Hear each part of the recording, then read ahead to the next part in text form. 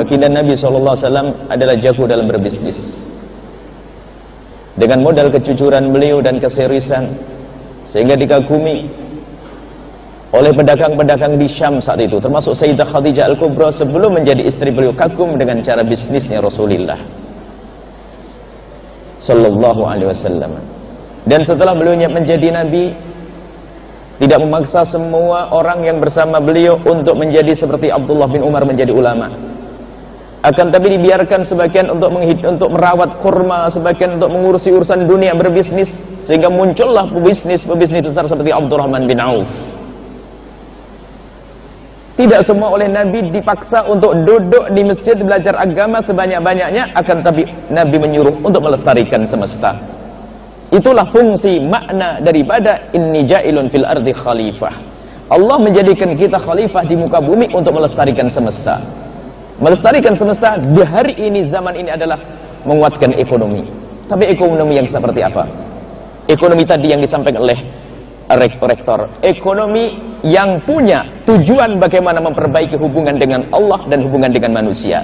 Apa artinya orang kaya yang egois, tidak pernah senang berbagi? Ayo, siapa yang bisa menikmatinya?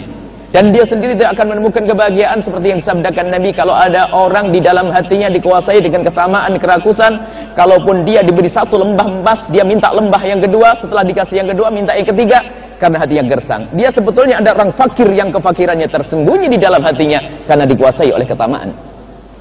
Tapi orang yang di dalam hatinya diberi oleh Allah rasa qanaah, maka menjadi orang kaya yang sesungguhnya. Maka itulah yang diinginkan. Tadi isyarat dari beliau, hubungan dengan Allah dan hubungan dengan manusia. Menjadilah Anda pakar ekonomi yang handal, yang hebat, yang dahsyat, yang bisa merubah ekonomi negeri ini. Akan tapi hati Anda, hati kita harus hati yang rindu untuk mendekatkan diri kepada Allah dengan harta kita, dan bagaimana kita bisa berbuat baik dengan sesama. Dan sia-sia siapapun dari kita yang diberi oleh Allah kekayaan, akan tapi tidak baik kepada Allah dan tidak baik kepada sesama manusia. Kemanusiaan secara umum. Kemudian setelah itu, di saat kita berterjun dalam dunia, ada disyarat oleh baginda Nabi SAW.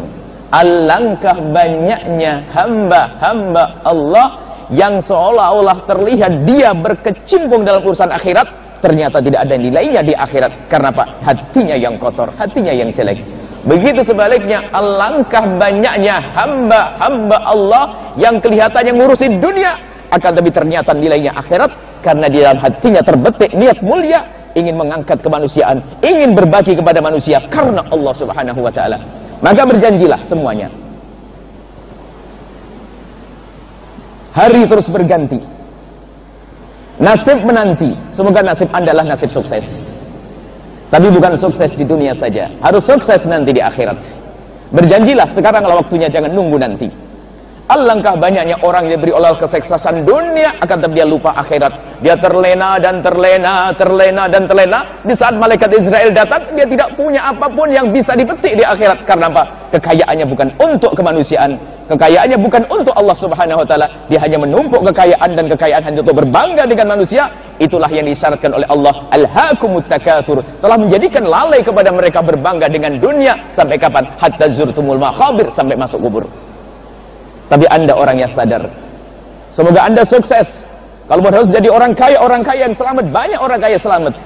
Jadi untuk menjadi selamat tidak harus fakir dan tidak harus kaya, bukan urusan kaya dan larat. Yang selamat ada Nabi pun contohnya macam-macam. Ada Nabi Ayub yang dengan segala kemiskinannya. Ada Nabi Sulaiman yang jadi raja. Ada Nabi Daud yang jadi raja. Ayo. Ada Nabi Yusuf yang jadi raja. Jadi untuk masuk surga tidak harus orang melarat, nyungsep, tidak. Dan ketahuilah bahwa kalau Allah memberikan kepada Anda kemudahan urusan dunia, ketahuilah itu sesungguhnya Allah cinta kepada Anda agar Anda segera datang dengan dunia Anda kepada Allah. Kalau kita paham makna ini, yang diberi oleh Allah kekayaan sesungguhnya seolah-olah berpesan begini, wahai hambaku, ini aku beri kekayaan, ayo cepat datang kepadaku, ayo dengan hartaku ini. Maka serius, umat yang rindu kepada kemuliaan harus serius dalam berekonomi. Ekonomi yang benar, yang jujur.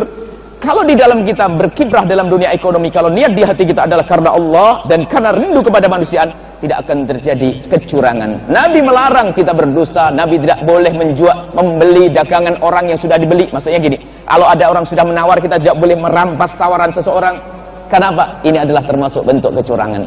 Dan Nabi melarang bohong dalam timbangan, Nabi melarang kita bohong dalam takaran.